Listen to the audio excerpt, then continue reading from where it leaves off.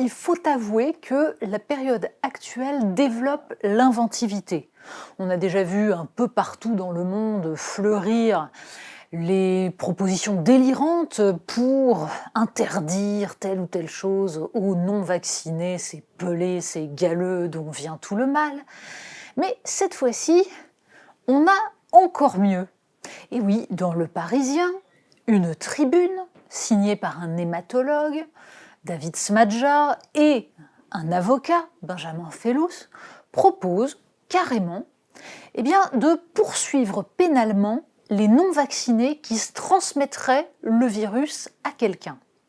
L'idée, c'est de s'appuyer d'abord sur la jurisprudence autour du sida, mais en considérant qu'un non-vacciné est quelqu'un qui sait qu'il peut potentiellement porter le virus, ce qui n'est pas tout à fait la même chose que quelqu'un qui sait, par exemple, qu'il est séropositif et que donc il est dangereux. Mais peu importe, c'est pas grave. Après tout, tout ça, c'est la même chose. On est une grenade dégoupillée quand on n'est pas vacciné et on mérite d'être puni. Alors, le discours de ces deux sémillants apprentis juristes est donc de nous dire qu'ils veulent épauler Emmanuel Macron en l'aidant à utiliser ce qu'il a lui-même mis en place. Mais oui, après tout, au début du quinquennat, on est passé à l'obligation vaccinale pour 11 vaccins et non plus seulement 3. Donc autant aller un petit peu plus loin dans le sens de cette obligation. Une fois de plus, on peine à comprendre exactement la similitude totale entre la polio, par exemple, et le coronavirus.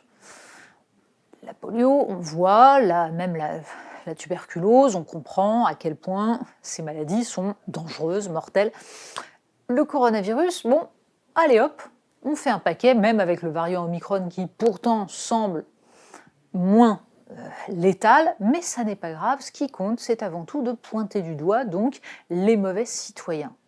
Les non-vaccinés, en l'occurrence, apprendront par cette tribune que eux transmettent le virus et qu'ils sont donc coupables de mise en danger de la vie d'autrui et même d'avoir inoculé une substance dangereuse, alors que le vacciné qui transmet le virus parce qu'il peut contaminer, lui, non, c'est pas grave.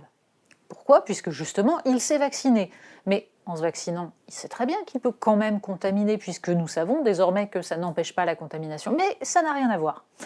Bref, on s'aperçoit que finalement, au bénéfice de cette épidémie, nous avons donc perdu totalement tout lien avec le réel. Le réel n'est plus le problème. Le problème est désormais de savoir qui respecte les critères du bien et qui est irresponsable et doit donc être puni, poursuivi, chassé, privé de ses droits, car derrière l'ensemble de cette mécanique inventive, c'est la question de l'état de droit qui se pose, avec des gens qui, jusqu'à présent, brandissaient cet état de droit contre notamment les démocratures d'Europe de l'Est, contre les populistes, mais qui, tout à coup, s'asseyent sur ce même état de droit quand ça les arrange. Bref, il serait temps de faire un état des lieux de la démocratie, de l'état de droit, de la capacité à dire le vrai et le juste, et de la possibilité de débattre.